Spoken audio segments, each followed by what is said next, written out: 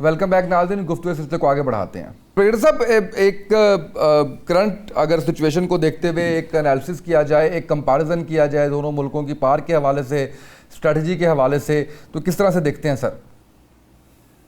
मैं पहली बात तो ये है कि ये भूल जाए कि अमेरिका के अंदर लोग क्या कह रहे हैं। बस अमेरिका के अंदर जो लोग कह रहे हैं, अगर ट्रंप को उसकी परवाह होती तो ये दूसरा राउंड या तीसरा राउंड ना शुरू होता। सो Trump is not bothered at all कि अमेरिका में लोग क्या कह रहे हैं, याद रखिएगा। सही, Trump is not bothered at all कि नवंबर में इलेक्शन हो रहे हैं। हम बार बार इस चीज का रेफरेंस हमारे लोग देते हैं कि जी नवंबर में इलेक्शन होने रहे। भाई अगर नवंबर में इलेक्शन किसी परवाह होती तो वो इससे पहले जंग ना बंद कर। उसको नहीं पता कि अमेरिका में उसकी पॉपुलैरिटी किस तरह डाउन हो रही है। अमेरिका क्या दुनिया गालियां दे रही है उसको। अगर यूके की पार्लियामेंट में ये कहा जाए कि हम यूके की गवर्नमेंट जो है मेंबर खड़ा हो कहे कि यूके की गवर्नमेंट जो है एक गैंगस्टर से कॉपरेट कर रही है, तो उससे बड़ी और क्या बात हो सकती है कि ट्रंप से बड़ा गैंगस्टर भी कौन। तो he is not bothered at all. मैंने आपसे अर्ज किया ये जंग जो है ये बुनियादी तौर पे मजहबी जनूनियत पे लड़ी जा रही है। इसके अंदर ऑब्जेक्टिव ये नहीं है कि आपने कोई चीज जो है वो एक्योर करनी है। इस मजहबी जनूनियत का जो मंबा है वो ये है कि आपने ईरान को तबाह बर्बाद कर। अब उस तबाह बर्बाद करने में ट्रंप तबाह हो या रिपब्लिकन तबाह हो, ट्रंप को और रिपब्लिकन को ये परवाह नहीं। अगर परवाह हो तो मार्को रूबियो के जो स्टेटमेंट्स आप सुन रहे हैं, पहले वो कहता है कि कोई मुल्क टॉल नहीं लगा सकता, फिर वो कहता है कि अमेरिका टॉल लगाएगा, ट्रंप ये कहता है। तो आप इससे उनके करैक्टर का, उनके अल्फाज का, और करैक्टर वो होते हैं ना, अल्फाज में और किरदार में जो फर्क है, जो मक्कारी होती है, जिसको मुनाफिक आप कहते हैं, वो उठा के देख। So America is not bothered कि ये क्या दुनिया क्या कह रही। अगर अमेरिका ये ट्रंप ये बॉदर्ड होता तो यूरोपियन यूनियन ने तो इसकी जंग को ज्वाइन नहीं किया था। अभी नेटो ने भी इंडिया दिया, इस नेटो का जो इजलास हुआ था उसमें भी थोड़ी सी उन्होंने मनूवरिंग की, जी हम भी ज्वाइन कर लेंगे। तो इसका मतलब है कि वेस्ट में भी और अमेरिका में भी इस बात की परवाह नहीं है कि जी अमेरिका बदनाम हो रहा है या अमेरिकी पॉलिसी बदनाम हो रही है या ट्रंप बदनाम हो रहा है या अमेरिका के अंदर प्रेशर। सो वो प्रेशर आप जहन से निकाल दीजिए, क्योंकि एक बड़ा लॉजिक, अब एक बड़ी मैथमेटिकल बात यह है कि अगर उसको इसकी परवाह होती तो वो ये जंग का जो नया फेज है ना इसको शुरू ना करता, क्योंकि बहुत बल्ले बल्ले अमेरिका की भी हो गई थी ये 14 पॉइंट का जो MOU साइन हुआ था। उसके बाद ईरान तो स्ट्रेटेजिक विक्ट्री पे था ही, लेकिन अमेरिका की भी एक प्रेस्टिजियस हिसाब से कि चलो जी एक MOU हो गया, वो बहुत बेहतर हो गई। बट उससे निकल के अगर आप फिर खड्डे में छलांग लगा रहे हैं तो इसका मतलब आपको कॉन्सिक्वेंसेस की परवाह नहीं है। पावे आपकी लाट टूटे, पावे आपका टांट टूटे, पावे आपका मुंह टूटे। अब दूसरी बात, जो कुछ मिडिल ईस्ट के अंदर जो कुछ हो रहा है और हौतीस जो कर रहे हैं, नेचुरली हौतीस करेंगे। अगर ईरान ने कहा है कि बाबुल मंदब ब्लॉक करो, तो और बाबुल मंदब के अंदर नीचे से दुनिया की तमाम जो आपकी इंटरनेट केबल्स है वो अगर वो ब्लॉक करके उसको भी काट देंगे तो तमाम चीजें एकदम डाउन हो जाएंगी। और हौतियों ने इससे पहले नहीं इजराइल को कॉशन किया था कि तुम्हारे कोई जहाज यहाँ से नहीं गुजरेंगे, बल्कि हर वो जहाज जिसमें कोई इजरायली हमला होता था या कोई डेस्टिनेशन इजराइल से, वो उसके ऊपर। तो हौतीस जो हैं वो इजरायली रिलेटेड जहाजों पे फायर करेंगे या इजरायली रिलेटेड जहाजों को, जो एक प्रेशर होगा अमेरिका के ऊपर। क्योंकि अब आप क्या कर सकते हैं, आप एक काउंटर प्रेशर डेवलप कर सकते हैं अमेरिका पे। अगर अमेरिका, जॉर्डन पे पहले भी ईरान ने हमले किए, जो इस दफा थोड़ी नया हमला थोड़ी हुआ है। इससे पहले जॉर्डन में जो अपना वो लगा हुआ था, रडार लगा हुआ था 4.8 बिलियन का, जो जॉर्डन के अंदर लगा हुआ था, और एक जो था आपका लगा हुआ था अल हदीद एयरबेस, दोनों 8.5 बिलियन डॉलर के जो दोनों रडार है वो अमेरिका ने तबाह, ईरान ने तबाह कर दिए थे, एक एक मिसाइल मार के। अभी भी उन्होंने सुपर हॉक रडार जो है अमेरिका का जो बड़ा एक acquisition, target acquisition, intelligence acquisition radar है, उसको उन्होंने तबाह बर्बाद कर दिया, उसका उन्होंने परखच्चे उड़ा दिए। तो फिर कुवैत पे जो बमबारी हुई। तो कहने का मतलब ये है कि ये जो जंग जो ट्रंप जिस तरह कर रहा है और ईरान उसको जिस तरह रिस्पॉन्ड कर रहा है, इसका इस वक्त अमेरिका की पॉलिसी के हिसाब से, सेंटकॉम की पॉलिसी के हिसाब से, अमेरिका के ट्रंप की एक्सप्रेशन के हिसाब से इसके खत्म होने के चांसेस नजर नहीं आ रहे, और कोई इंटरनल प्रेशर जो है वो ट्रंप लेने को तैयार नहीं।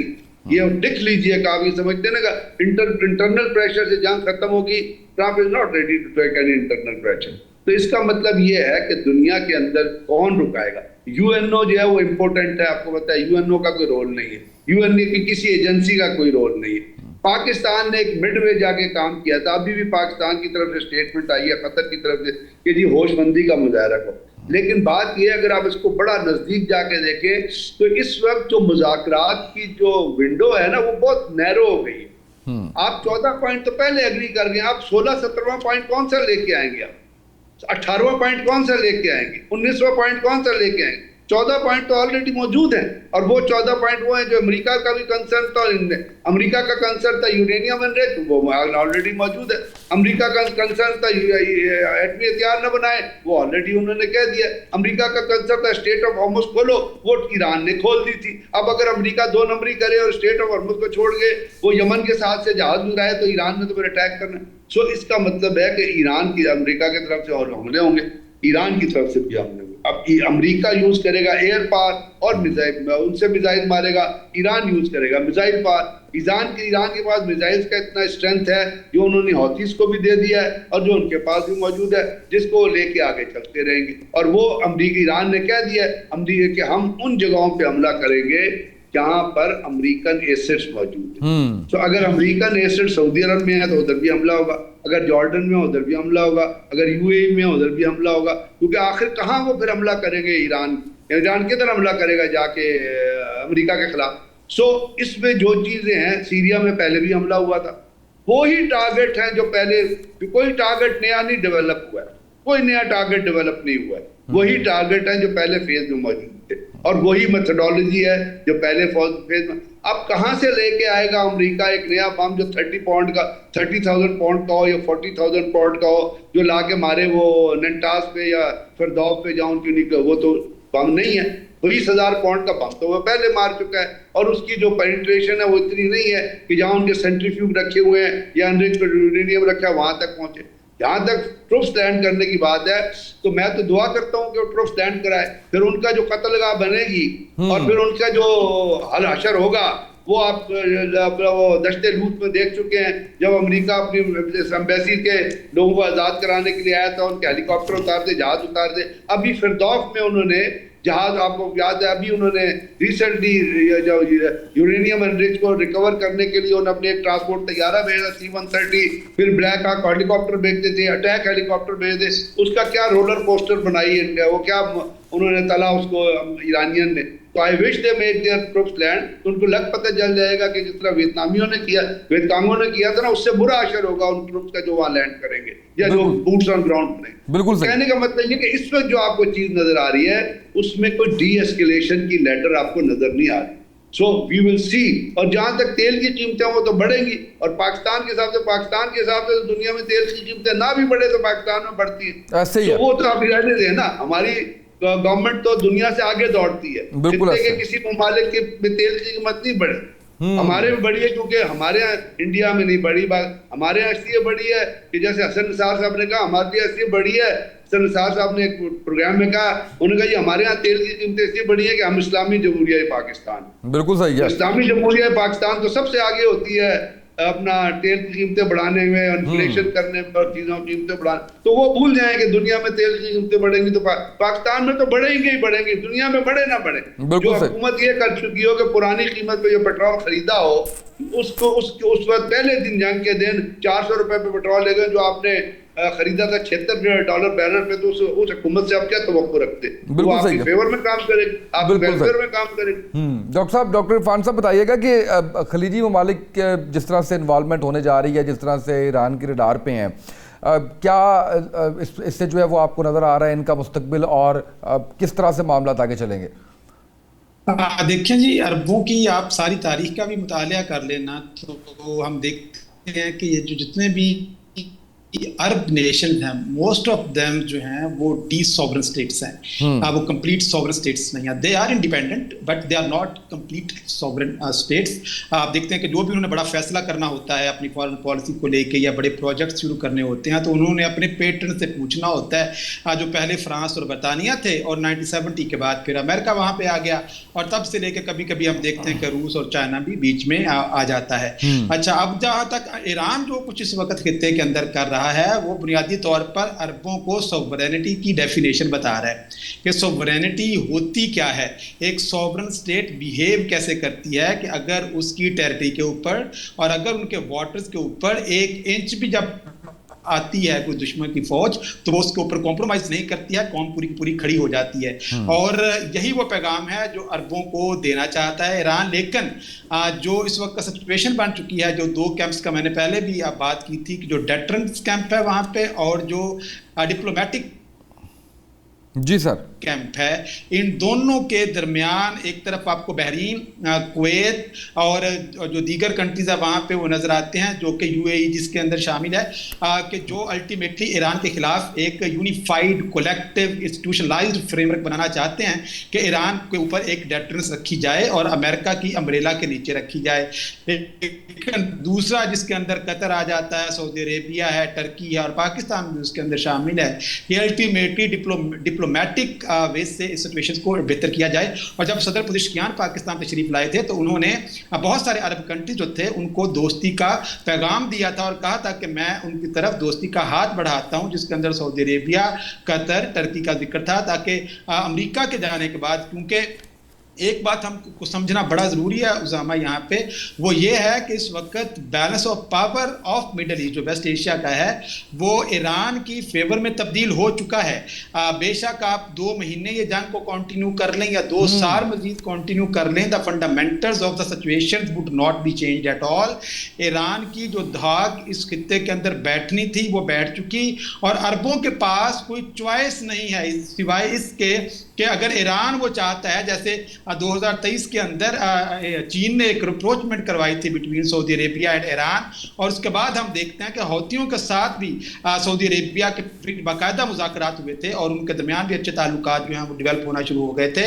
تو اس خطے کے ممالک کو یہ سمجھنا ہے کہ امریکہ کے اوپر بھی اس کو دباؤ میں لے کے آئے کہ بھئی دیکھو تم تو آ کے ہمیں نہیں بچا سکے, اپنی بیسز کو نہیں بچا سکے ہو, تو الٹیمیٹلی اس خطے کے ممالک کو یہ فیصلہ کرنے دیں کہ یہاں کا آنے والے وقتوں میں سیکیورٹی آرکیٹیکچر ہوگا کیا, جس کے اندر پاکستان ہے, ٹرکی ہے, سعودی عربیہ ہے. یہ وہ ممالک ہیں جو الٹیمیٹلی جن کے بہت اچھے تعلقات ہیں امریکہ کے ساتھ بھی. تو میرا یہ خیال ہے کہ امریکہ ان کنٹریز کے ہوتے ہوئے اس کو یہ خطرہ نہیں ہونا چاہیے کہ ایران جو ہے وہ یہاں پہ آ کے اپنی ہیجمنی کریٹ کر لے گا اور دوسرے عرب کنٹریز کے اوپر وہ اٹیکس کرنا شروع کر دے گا.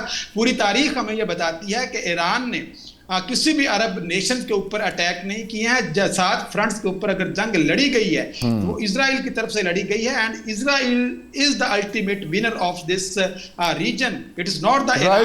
تو جب عربوں کو بھی یہ بات سمجھ آ جائے گی اور پھر الٹیمیٹلی آپس میں یہ کنسنسس کرنے کے اوپر راضی ہو جائیں گے, رضامند ہو جائیں گے, تو پھر وہاں سے کچھ ہمیں امن کی جو شمع ہے وہ روشن ہوتے ہوئے نظر آئے گا. Right sir. اچھا مجھے اس میں بلوچ صاحب یہ بتائیے گا کہ اکانومی کو لے کہ پاکستان کوئی سالڈ اسٹریٹجی کوئی پازیٹیو کچھ بنا پائے گا یا مزید بدترین صورتحال ہوتی چلی جائے گی؟ آلریڈی جو صورتحال ہے وہ ظاہر ہے کہ سب کے سامنے ہے. دیکھیں اسامہ, ہماری جو اسٹریٹجی ہے یا ہماری جو چیزیں ہیں وہ تو لنکڈ ہیں دنیا کے ساتھ ہی, چاہے ہم قیمتیں بڑھائیں یا نہ بڑھائیں. نہیں, بریگیڈیئر صاحب نے ابھی کہا ہے, حسن نثار صاحب کا انہوں نے بتایا ہے حوالہ دیتے ہوئے کہ ہماری لنکڈ نہیں ہیں چیزیں دنیا کے ساتھ, ہم ایک قدم آگے ہیں. حسن نثار صاحب بڑے بڑے بڑے بڑے جرنلسٹ ہیں, بڑے, میں ان کی بات نہیں کرتا, میں تو جو ہے وہ بات کرتا ہوں کہ جو ہمیں کچھ چیز نظر آ رہی ہے. اب دیکھیں نا, آپ نے بات کی دنیا کے ساتھ, ظاہر بات ہے ہم نے دنیا کے ساتھ چلنا ہے. ہم نے پیٹرولیم جو ہے وہ تیل دنیا سے لینا ہے, کیسے لینا ہے, کس طرح لینا ہے, ظاہر بات ہے وہ ایک الگ کہانی ہے. اور جب دنیا بند ہوگی, جب اپنا ہرمز بند ہوگا تو ہمارے یہاں تو کوئی پروڈکشن نہیں ہے, اور ہمارا جو اکثر جو تیل ہے وہ 70% 80% جو ہے وہ آتا ہے باہر سے. وہ ایرانی تیل جو ہے وہ پہلے آ رہا تھا 20% کے قریب اسمگل ہو کے, تو وہ رکی ہے اس جنگ کے بعد, وہ بھی جو ہے وہ ختم ہو گیا. تو ہم نے تو دنیا کے ساتھ چلنا ہے اسامہ, اور دنیا اگر دنیا میں جنگ ہے, اگر دنیا میں جو ہے وہ امن نہیں ہے, تو پاکستان پہ اس کا اثر جو ہے وہ پڑنا ہی پڑنا ہے, چاہے وہ تیل ہو, چاہے وہ گولڈ ہو, چاہے وہ باقی چیزیں ہوں, اس کا اثر تو پڑنا ہی پڑنا ہے.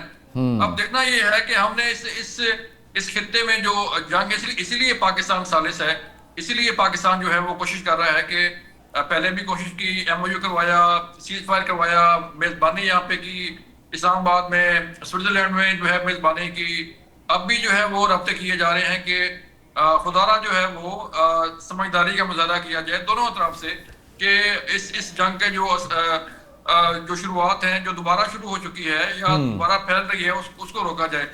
اب دیکھیں نا, جیسے ابھی بیلنس آف پاور کی بات کی ڈاکٹر صاحب نے کہ جی وہ دنیا دیکھ رہی ہے کہ بیلنس آف پاور جو ہے وہ ایران کی طرف جا رہی ہے اور باقی جو مڈل ایسٹ, یہ سوچ جو ہے نا سر, یہ ایران کے اندر بھی یہ سوچ پائی جا رہی ہے کہ ہم نے اگر جواب دے لیا ہے اور دنیا نے دیکھا کہ کس طرح ایران نے جواب دیا ہے اور ایران امریکہ کے سامنے کھڑا ہو گیا ہے, تو اگر کوئی کھڑا ہوتا ہے دنیا کے سامنے یا کسی بھی جنگ میں تو اس کی کچھ وجوہات ہوتی ہیں. اسامہ وحید صاحب بیٹھے ہوئے ہیں, ڈاکٹر صاحب ہیں, اس کے پیچھے کوئی نہ کوئی ریزنز ہوتی ہیں, اس کے پیچھے کوئی نہ کوئی ہاتھ ہوتے ہیں یا کوئی نہ کوئی لوگ ہوتے ہیں جو اسے سہارا دے رہے ہوتے ہیں یا اس کے ساتھ چل رہے ہوتے ہیں یا دنیا کو بتا رہے ہوتے ہیں کہ نہ ایسے نہ کریں.